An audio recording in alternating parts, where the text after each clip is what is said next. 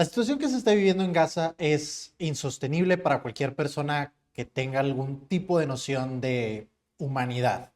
Vemos hambruna, vemos personas que pierden la vida simplemente al ir buscando comida en los centros donde ésta se distribuye.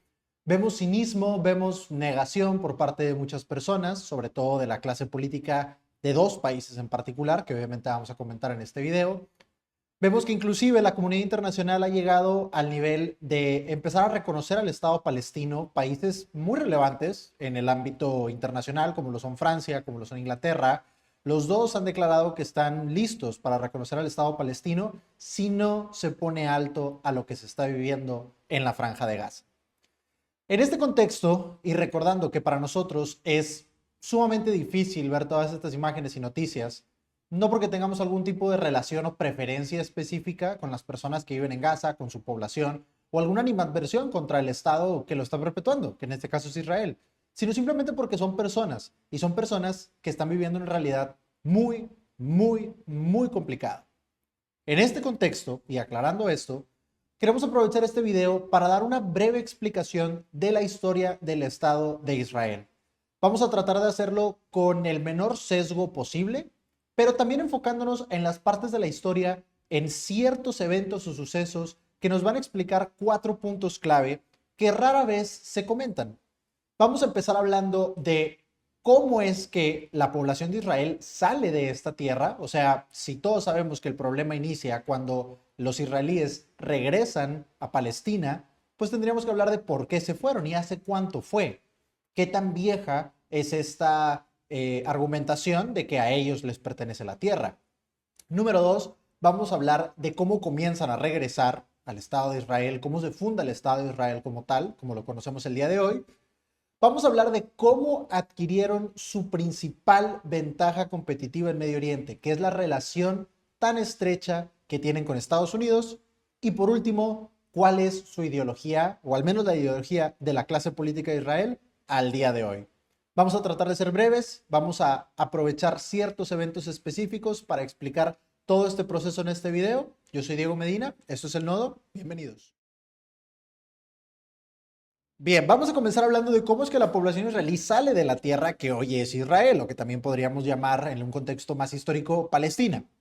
Para esto obviamente no nos vamos a remontar a las historias bíblicas donde Dios Padre le concede esta tierra a Abraham y su descendencia, porque esto se puede interpretar de muchas maneras distintas. Vámonos a algo un poquito más claro, un poquito más conciso, que sería lo que sucede en el primer y segundo siglos después de Cristo. En este momento, la tierra que hoy es Israel estaba poblada por israelíes, pero bajo el control del Imperio Romano, había sido anexada por el Imperio Romano. Pero se les permitía a los israelíes vivir en esta tierra que en ese momento se llamaba Judea y conservar ciertas de sus tradiciones. El detalle es que esta población israelí siempre había sido, digamos que muy hostil al Imperio Romano o a las leyes romanas. Querían obviamente conservar sus propias leyes y de preferencia sus leyes y nada más. Por lo tanto, habían sido una fuente constante de problemas, de revueltas, de rebeliones, eran un dolor de cabeza para el Imperio Romano. Entonces, esto lo decimos para dar contexto que quizás la paciencia del Imperio Romano se estaba colmando poco a poco hacia ese tiempo. Y esto termina por estallar en una rebelión que se llama la rebelión de Bar Kokhba. Bar Kokhba era un israelí que se creía el Mesías que siempre había estado esperando esta población, este pueblo, y mucha gente le creyó que él realmente era el Mesías y que él los iba a liberar, en este caso, del yugo del Imperio Romano. Aquí hay un poquito de debate sobre si esta rebelión es una rebelión que los israelíes inician simplemente porque sí, como que arrastrados por este fervor religioso de creer que el Mesías estaba entre ellos, o simplemente porque el Imperio Romano había estado pasando ciertas leyes que iban en contra de las leyes, digamos, ancestrales del pueblo de Israel. Se habían prohibido ciertas tradiciones, básicamente. Entonces ellos decidieron que no tenían de otra para preservar su cultura más que esta rebelión. Y este va a ser un tema constante que podemos ver a lo largo de la historia de Israel. Siempre existe como esta argumentación, o siempre existe esta idea de que es que si yo no lo atacaba, ellos me iban a hacer algo más a mí. Esto lo vamos a ver repetido muchas veces, pero bueno, estas son las dos maneras de básicamente interpretar el inicio de esta rebelión. El caso es que inicia esta rebelión, se empiezan a tomar ciudades, se empiezan a atacar a las bases militares que Roma tenía en Judea. Para este momento el emperador de Roma era Adriano, que era o fue el tercero de una seguidilla de emperadores que se le conocen como los 5 buenos emperadores de Roma, que sería como la época dorada del Imperio Romano. Bueno, era el tercero, justo a la mitad. Como dijimos, la paciencia de Roma estaba un poquito colmada. Adriano, además, era una persona sumamente impulsiva. Por lo tanto, cuando se entera de la rebelión de Bar Kokhba, decide enviar 12 legiones romanas a Judea y comienza una campaña militar bastante despiadada, la verdad, en la que el objetivo no era simplemente retomar el control de Judea, sino borrar a la cultura israelí de esta tierra. O sea, el objetivo al momento de llegar era que no quede ningún israelí aquí, que no quede ningún rastro de ningún israelí aquí. Se derrumban ciertos templos israelíes, se erigen sobre ellos templos romanos, templos a Júpiter, estatuas de Adriano, no se toman prisioneros, todo el mundo se expulsa de una manera o de otra, se queman los textos, digamos, religiosos de los israelíes, o sea, se busca borrar completamente a esta población de la historia de esa región de la tierra, inclusive cambia de nombre y deja de llamarse Judea para pasar a llamarse Siria Palestina. Entonces ahí es donde podríamos nosotros, por ejemplo, trazar este nombre de Palestina por los filisteos. Entonces, esto sucede en el año 135 después de Cristo. Este es el último momento por más de 1000 años, por casi 2000 años, en el que la población israelí vivió en Judea. Después de esta expulsión, después de esta campaña militar, es que la población israelí tiene que emigrar a otras regiones, tanto del Medio Oriente, imperios que estaban al lado de esa frontera del Imperio Romano, como últimamente, o en última instancia, hacia Europa. Y de ahí a los Estados Unidos, mucho tiempo después. Ok, perfecto. Lo que queremos resaltar aquí es, bueno, ese fue el momento en el que dejaron de estar ahí, 135 después de Cristo. Por lo tanto, este argumento de que a ellos les pertenece esta tierra se remonta a casi 2000 años de periodo, de pausa en el que no tuvieron ninguna presencia relevante en Palestina o Judea o lo que hoy es Israel. Bien, y de ahí tenemos que brincar hasta el siglo XX, que es cuando vuelven a tener una presencia relevante los israelíes en lo que hoy es Israel. Como dijimos, es una pausa muy larga, como para decir que la tierra te pertenece, pero bueno, es un argumento, no lo estamos juzgando, solo estamos dando este contexto. Son casi 2000 años en los que no tuviste ningún papel en esa tierra, pero bueno, nada más para no brincarnos completamente hasta el siglo XX, como cualquier otra región de la tierra, desde el Imperio Romano, desde que se le cambia el nombre a Siria-Palestina, desde que Jerusalén empieza a llamarse Alia Capitolina y se busca borrar la herencia israelí de este lugar, pues obviamente fue cambiando de manos como lo ha hecho cualquier otra región en la tierra. Pasó después del Imperio Romano, cuando se parte en dos, al control del Imperio Bizantino, que sería el Imperio Romano Oriental. Después de esto, con el advenimiento del Islam, los califatos árabes comienzan a quitarle terreno al Imperio Bizantino y se quedan con Palestina, con Israel otra vez. Y después de esto, bueno, ahí están las cruzadas, todo el rollo. Y después de esto llegaríamos al Imperio Otomano, que si queremos tener un poco de contexto, el Imperio Otomano tiene como su sucesor en un estado actual a Turquía. Entonces, ok, llegamos al siglo XX y tenemos que el Imperio Otomano controla esta tierra. Y ahí vamos a hablar de la Primera Guerra Mundial, que es un punto muy, muy importante en toda esta historia y que quizás no se comenta tanto o no es tan ampliamente conocido. Lo que sí es muy ampliamente conocido es que en la Primera Guerra Mundial teníamos por un lado a Inglaterra, a Francia y a Rusia. Rusia no le estaba yendo nada bien en esta guerra. Y en otro lado teníamos a Alemania, al Imperio Austrohúngaro y al Imperio Otomano. De hecho, es muy fortuita la manera en la que el Imperio Otomano termina involucrándose y termina involucrándose del lado de Alemania. Los otomanos no querían pelear, pero Alemania quería involucrarlos para tener dos frentes abiertos contra Rusia, porque Alemania tenía dos frentes abiertos. El frente hacia Occidente con Inglaterra y con Francia y el frente hacia el este con Rusia, básicamente. Entonces, pues querían que Rusia también estuviera peleando en dos frentes. El Imperio Otomano había sido enemigo de Rusia, del Imperio Ruso, por siglos y siglos, entonces dijeron, pues hay que convencerlos, mandan un barco a llevar este mensaje Y este barco, obviamente los barcos ingleses que estaban en el Mediterráneo, pues lo cazan, están tratando de hundirlo, pero cuando ven que empieza a avanzar hacia el este, nunca se les prende el foco, nunca se les viene a la cabeza la idea de que quizás va hacia Turquía. Por lo tanto, simplemente lo dejan avanzar. A la persona que tomó la decisión de dejarlo avanzar lo terminaron corriendo, obviamente, cuando se enteraron de para qué iba en esa dirección. Pero bueno, pensaron que no tenía ningún sentido seguirlo porque a dónde podía ir, nunca pensaron que podía ir a Turquía. Llega a Turquía este barco en situaciones ahí muy interesantes, parecen casi de película, lo pueden buscar, está muy padre esa parte de la historia. En fin, llega, mete el Imperio Otomano y el Imperio Otomano entonces también estaba peleando en esta guerra. El detalle, vámonos casi al final de la Primera Guerra Mundial, estamos hablando de 1917. El detalle es que pues todavía no era muy favorable la situación para ninguno de los dos, o sea, no era muy obvio quién iba a ganar. Inglaterra y Francia, estamos hablando de noviembre del 2017, pues necesitaban alguna manera de destrabar esto. Había sido una guerra muy larga, con muy poco avance territorial, guerra de trincheras, etcétera. Y el que en ese momento era el ministro de Relaciones Exteriores de Inglaterra, que es una persona que se llamaba James Balfour, Arthur James Balfour o Lord Balfour.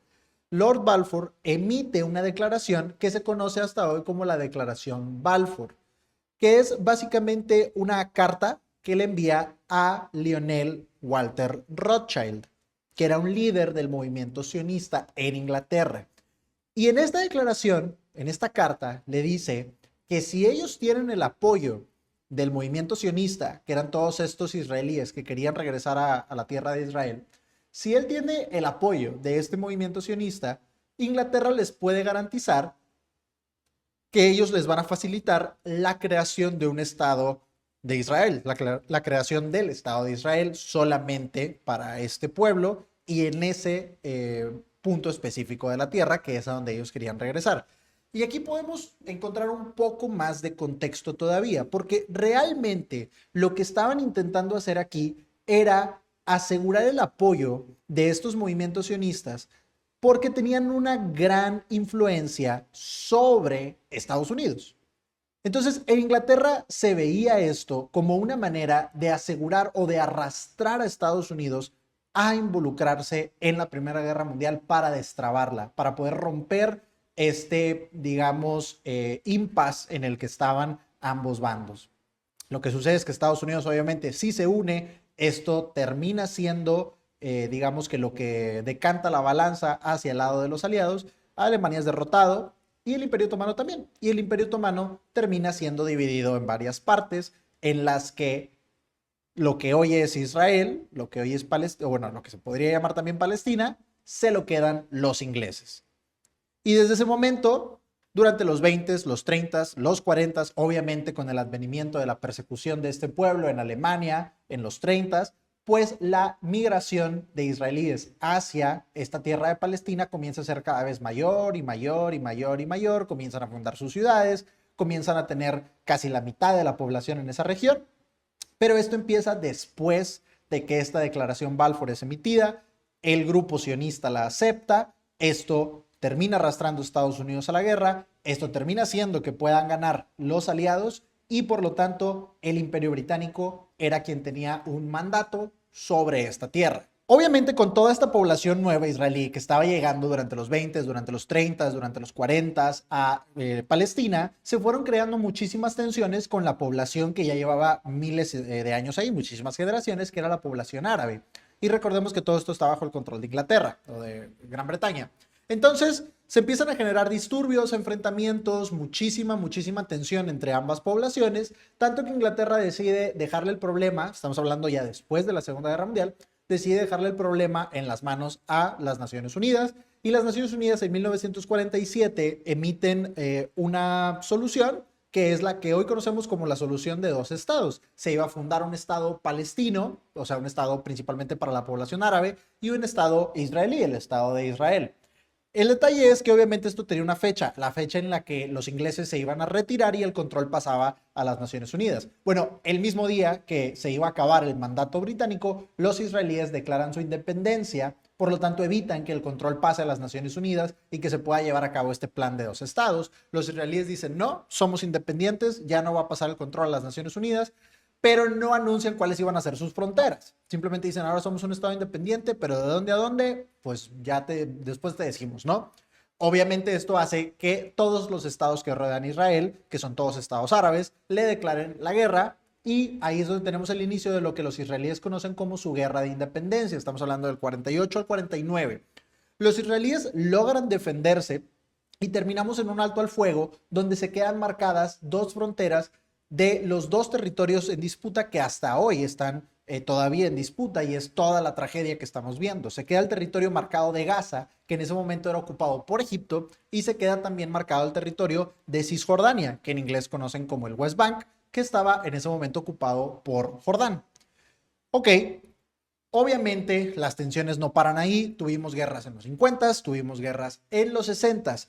Un punto interesante que va a ser más interesante conforme pasemos a la siguiente sección de este video es que en este momento al menos la posición de Estados Unidos era tratar de tener algún tipo de acercamiento balanceado hacia esta región.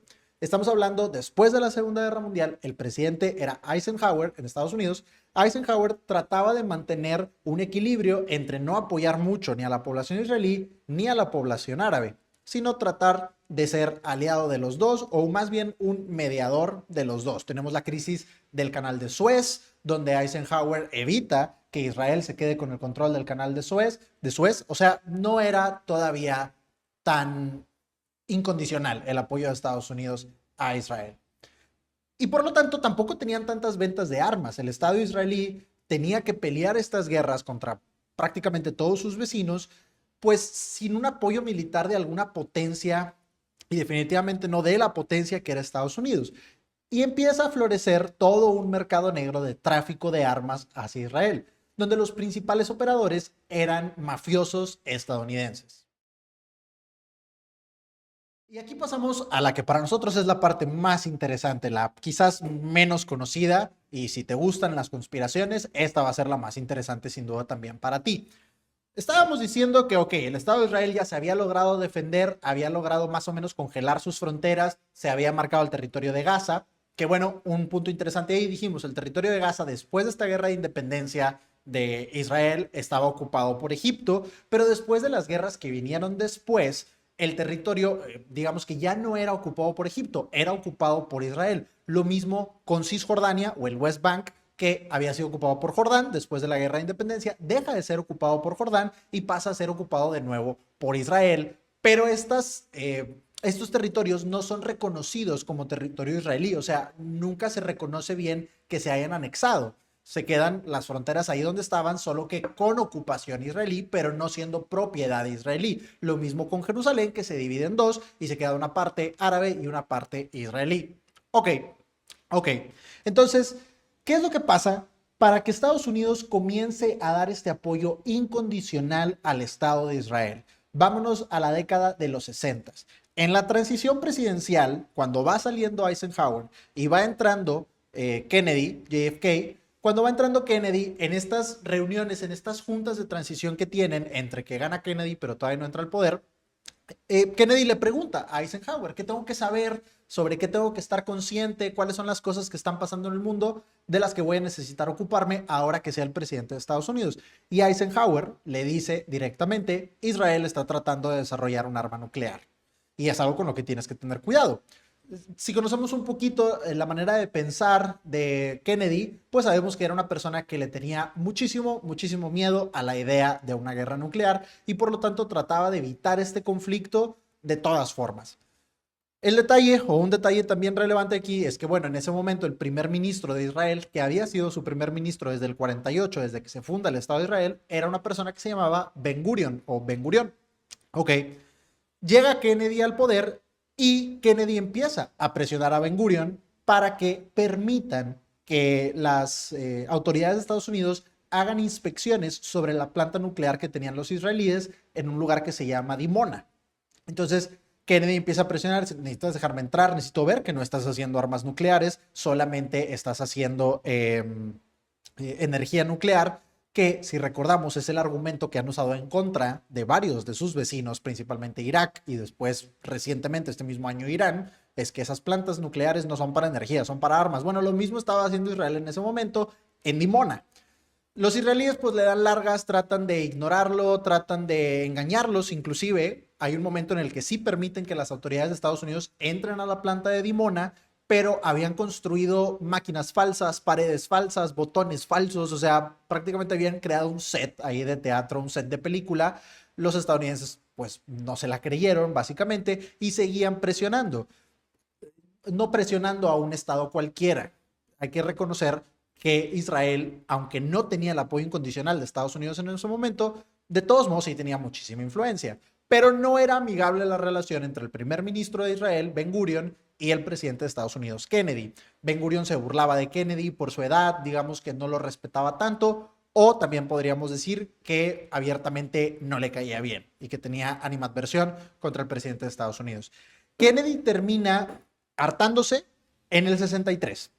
En el 63, Kennedy le manda una carta a Ben Gurion donde le dice, mira, si no dejas que nuestras autoridades entren a inspeccionar Dimona 2 veces al año y no pones nada falso y nos dejas ver la planta de pe a pa, se acabó el apoyo que te estamos dando. Tanto el apoyo diplomático como el apoyo económico. En ese momento Estados Unidos no le vendía armas a Israel. Recordemos que la presidencia pasada, la de Eisenhower, había dejado este enfoque de tratar de mantener un equilibrio en Medio Oriente. Entonces Kennedy le pone una carta como un ultimátum: o puedo entrar a inspeccionar lo que estás haciendo en Dimona o se acabó nuestro apoyo. Supuestamente Ben Gurion, el día que recibe la carta, renuncia sin leerla. Es difícil creer que no la haya leído, pero la jugada que hicieron aquí fue decir, bueno, no la leí, entonces yo ya no soy responsable por lo que me hayas dicho. Kennedy obviamente pues le vuelve a mandar la carta al sucesor de Ben Gurion, que le sigue dando largas. Y lo que sucede después, estamos hablando del 63, pues creo que todos lo conocemos. Kennedy es víctima de un ataque en Dallas, el mismo año en el que había estado presionando tan fuertemente a Israel para dejarlos inspeccionar su planta nuclear en Dimona. Y bueno, también vale la pena recordar que Kennedy había estado haciendo otro esfuerzo muy importante, que había sido el de registrar al lobby israelí, que hoy conocemos como AIPAC, como una entidad internacional o una entidad extranjera en Estados Unidos, que obviamente limitaría mucho la cantidad de dinero que podían gastar en las elecciones de Estados Unidos. Vamos a abrir un pequeño paréntesis aquí. Israel tiene muchísima de su influencia en Estados Unidos a partir de todo el dinero que le dan a los políticos de Estados Unidos. Con todo ese dinero ellos pueden hacer que alguien gane o alguien pierda. Entonces se aseguran de que ganen las personas que van a ser amigables hacia el Estado de Israel. Muchísimas industrias hacen esto de lobbying o cabildeo, como le diríamos en español, pero si estás haciendo cabildeo a favor o en representación de intereses extranjeros, te tienes que registrar como una entidad extranjera y ahora te ponen ciertos límites a lo que puedes o no puedes hacer. El lobby israelí nunca se ha registrado como una entidad extranjera. Kennedy estaba intentando hacer eso al mismo tiempo que estaba intentando inspeccionar las plantas nucleares de Israel, y ese mismo año es víctima de este ataque en Dallas, donde pues obviamente pierde la vida. Y vamos a meternos un poquito más profundo. La persona que le dispara a Kennedy, al menos según la versión oficial, es Lee Harvey Oswald. Lee Harvey Oswald fue arrestado, obviamente, y antes de que pudiera declarar cualquier cosa, antes de que se tuviera que abrir una investigación en Estados Unidos en la que podían salir quienes estaban involucrados en esto, o podía salir probablemente que Lee Harvey Oswald no había actuado solo, como es la versión oficial, Lee Harvey Oswald también es atacado y pierde la vida por un ataque de una persona que se llama Jack Ruby. Esto fue además televisado para que todo el mundo supiera que Lee Harvey Oswald nunca iba a poder declarar. Estaban las cámaras de tele grabándolo, él iba esposado, escoltado por un policía, y se acerca Jack Ruby, le dispara en el estómago y bueno, Lee Harvey Oswald ya jamás pudo decir nada. Jack Ruby, vamos a esta persona muy interesante en la historia, Jack Ruby, que su verdadero nombre era Jack Rubenstein. Jack Ruby era un judío que vivía en Estados Unidos, vivía en Dallas, había estado muy involucrado con la mafia en Estados Unidos, con una parte de la mafia que era la mafia judía específicamente en Estados Unidos, y principalmente con una figura que se conoce como Mickey Cohen. Mickey Cohen era un mafioso involucrado con los grupos mafiosos de Chicago en los años de la prohibición, etcétera, que había sido uno de los principales operadores en el tráfico de armas hacia Israel para que Israel pudiera pelear estas guerras. ¿Por qué necesitaban tráfico de armas? porque Estados Unidos no se las estaba vendiendo en ese momento.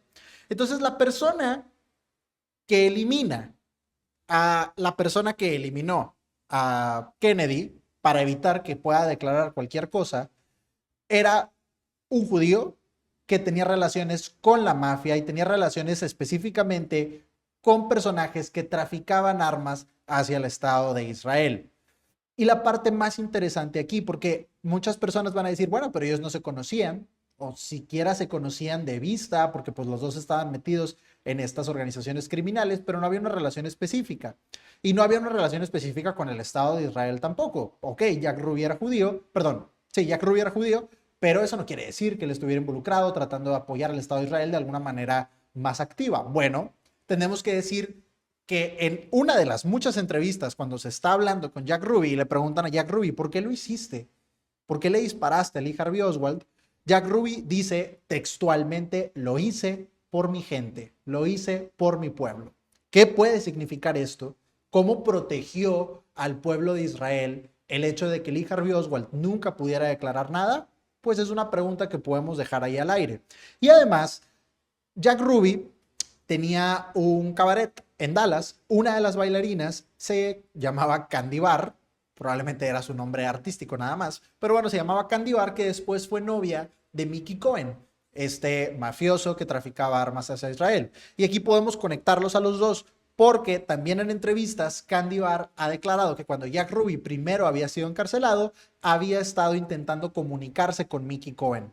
No sabemos si esta comunicación tuvo frutos o no, si Mickey Cohen lo ignoró, no sabemos ahí a qué pasó a ciencia cierta, pero sí tenemos esta declaración donde Jack Ruby, que dijo que hizo esto para proteger a su pueblo, cuando busca protección o cuando busca no tener las peores consecuencias a lo que había hecho por proteger a su pueblo, contacta a Mickey Cohen, esta persona que, como ya explicamos, traficaba armas al Estado de Israel. Por lo tanto, pues es una pregunta muy interesante que queda al aire. ¿A qué se refería con que estaba ayudando a su pueblo? ¿Y cuál era la proporción de la motivación de lo que hizo Jack Ruby relacionada con el Estado de Israel? Bueno, lo que sí podemos decir a ciencia cierta es que después de que Kennedy deja la presidencia por el ataque en Dallas, asciende al poder Lyndon B. Johnson, que era el vicepresidente de Kennedy, y lo que sucede aquí es la conclusión de esta parte del video. Se triplica el apoyo que Estados Unidos enviaba a Israel, se permite que Israel comience a recibir apoyo en armamento, en equipo militar, y desde ese momento, desde lo que le pasó a Kennedy en el 63 hasta la fecha, ni un solo presidente de Estados Unidos le ha dado la contra a Israel básicamente en nada. El apoyo se vuelve incondicional, el apoyo se vuelve enorme y el apoyo se vuelve militar. Motivados por ver lo que a todo mundo le mostraron que le pasó al último presidente que desafió al Estado de Israel, quién sabe. Y entonces llegamos a la época más contemporánea a nosotros, en la que Israel había ido poco a poco asegurando muchos de los factores que hoy le permiten hacer lo que hace en Gaza y en general en Medio Oriente. Primero, a través de la declaración de Balfour, logran repoblar la tierra de Israel con israelíes. Después de esto, pelean guerras para asegurar su existencia en el Medio Oriente a través del tráfico de armas ilegal, principalmente con operadores estadounidenses. Después de esto, pasa lo que pasa con Kennedy, aseguran el apoyo incondicional y además terminan de desarrollar su arma nuclear. Israel tiene máximo, o bueno, según los estimados, máximo 400 armas nucleares. Sabrá Dios cuántas tengan realmente. Y entonces tienen ya el armamento, tienen ya la posición geográfica y tienen sobre todo el apoyo incondicional de la potencia indiscutible en el mundo, que es Estados Unidos. Vámonos a 1996, cuando asciende al poder en Israel Benjamin Netanyahu, el primer ministro hasta el momento, y vamos a ver un cambio real en su manera de acercarse al Medio Oriente. Se publica un memo en este mismo año que se llama el Clean Break, la estrategia para asegurar el reino, o lo pudiéramos traducir al español quizás como el nuevo comienzo y una nueva estrategia para asegurar el reino. Es escrito por varios pensadores neoconservadores, principalmente o digamos que liderados por una persona que se llama Richard Pearl, y este memo es dirigido al menos de manera principal, hacia Benjamín Netanyahu, donde se da como un nuevo esquema de cuál tiene que ser la actitud de Israel hacia el Medio Oriente. Se desechan los planes de tratar de buscar la paz, de sacrificar un poco de tierra por asegurar relaciones pacíficas con sus vecinos, y se cambia a un enfoque de tienes que atacar primero, tienes que quitar a todos estos gobiernos que están en contra de ti, tienes que ser el que tenga siempre como esta iniciativa. Y esta iniciativa, pues la pudiéramos traducir como ser el primero en atacar, que como dijimos, pues ha sido un tema constante. Fueron los primeros en crear esta revolución de Bar Kokhba. Estamos hablando del siglo II después de Cristo, cuando Adriano llega y los expulsa, como explicamos al inicio. Varias de estas guerras que suceden después de la fundación de Israel, como la Guerra de Independencia, bueno, como de la Declaración de Independencia. En la Guerra de Independencia sí fueron atacados por los demás, pero en varias otras guerras, por ejemplo, cuando Israel ataca a Egipto y se quedan con la península del Sinaí, esto lo hace Israel argumentando que le iban a hacer algo y entonces tuvo que atacar, etcétera. Esto ya se queda, digamos, como más fijo como parte de la política externa de Israel a partir de este clean break. Perfecto. Y la parte interesante es que en este clean break se da una lista de países que debían ser, pues básicamente cambiados en su gobierno para proteger realmente a Israel. Después, en 2007, ya después de la invasión de Irak y después de muchas otras operaciones militares en Medio Oriente, donde Estados Unidos ya estaba involucrado de manera directa, después en 2007 tenemos una declaración donde se da muchísimo más luz o se le puede dar forma a esta estrategia. Wesley Clark, que era un general del ejército estadounidense retirado, dice, y esto ya lo hemos comentado en otro video, dice que él llega a las oficinas de varias agencias de inteligencia de Estados Unidos después de los ataques del 11 de septiembre, y que alguien se acerca y le dice, tenemos una nueva lista, nos acaban de dar una lista de guerras en las que Estados Unidos, o conflictos al menos, en los que Estados Unidos se va a involucrar en mayor o menor medida. Y resulta que esta lista es la misma lista que tenemos en el Clean Break. ¿Cuáles son esos países?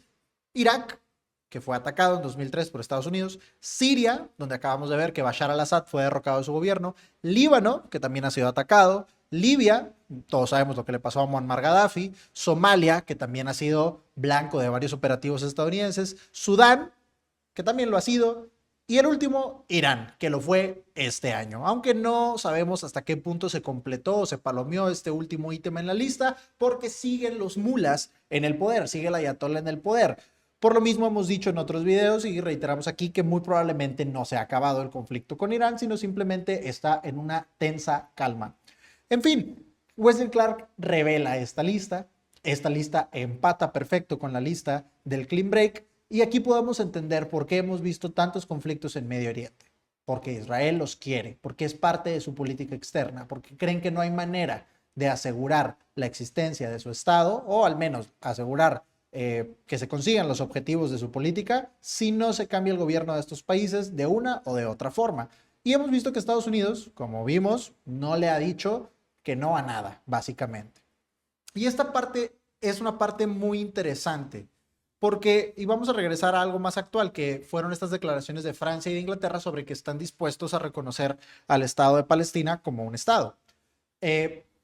Israel no podría hacer nada de esto si no tuviera el apoyo de Estados Unidos. La última ocasión en la que Israel, a través de sus propios medios, o bueno, vamos a poner dos detalles interesantes después de esto, pero la última ocasión en la que Israel, por sus propios medios, dio un gran salto en lo que es la consecución de su supremacía en Medio Oriente, fue después de lo de Kennedy y la consecución de su arma nuclear, o sus armas nucleares. Pero de ahí en fuera, todo lo que han hecho ha sido posible porque Estados Unidos los apoya.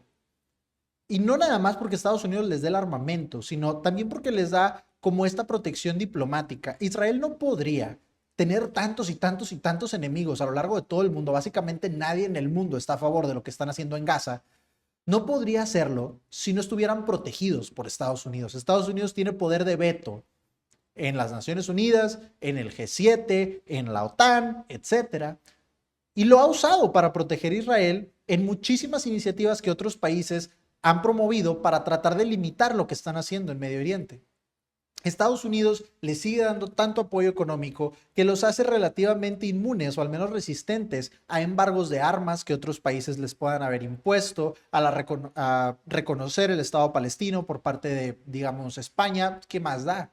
mientras Estados Unidos esté de mi lado, toda la influencia junta del resto del mundo, pues no vale mucho realmente. Y aquí tenemos que decir algo que en otro video nos ganó muchísima crítica. Esto solo demuestra que hoy por hoy la única potencia real en el mundo capaz de proyectar su poder a todas las esquinas de la Tierra es Estados Unidos. Yo no soy de Estados Unidos, no vivo en Estados Unidos, no me interesa realmente estar de un lado o de otro, pero simplemente es observar la realidad. China no está a favor de lo que está pasando en Medio Oriente. Sobre todo no está a favor de que ataquen a uno de sus principales aliados económicos, como lo es Irán. Rusia obviamente no está a favor de lo que está pasando en Medio Oriente, de que derroquen a uno de sus principales aliados, como lo era Bashar al-Assad, que hoy en día está exiliado en Rusia, y también como que ataquen a otro de sus aliados, que era Irán. Por lo tanto, nadie está a favor de esto, solamente Estados Unidos e Israel. Y con estos dos, principalmente con Estados Unidos, es suficiente para que nadie pueda hacer nada tampoco. Si eso no es proyectar tu poder a nivel mundial, pues no sabemos qué es. Pero el caso es que es esta relación entre ambos países la que le permite a Israel hacer esto. Israel ni siquiera intentaría este tipo de operativos militares si no fuera porque saben que Estados Unidos los va a cubrir. Y esta es la situación en la que nos encontramos hoy en día.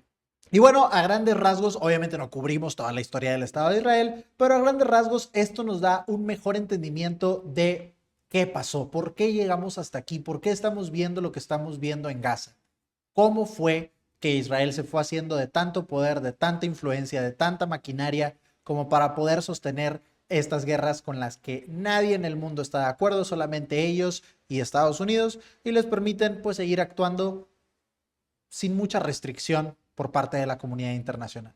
Esperamos que hayas disfrutado este video y queremos reiterar el punto. Tratamos de no hacer juicios morales sobre nada de esto. Es difícil encontrar en la historia a buenos y malos cuando estamos hablando de un país entero o de conflictos internacionales. Lo que no nos es nada difícil es reconocer que lo que está pasando a la población civil en Gaza es malo, que esto no tiene justificación, que no nos podemos imaginar cómo alguien haría esto. No nos podemos imaginar cómo nosotros tomaríamos la decisión de literalmente crear hambrunas para millones de personas que viven en Gaza. Y esto, independientemente de todos los factores históricos que acabamos de comentar, sigue siendo algo que tenemos que reprobar, así como lo reprobaríamos si sucediera al revés.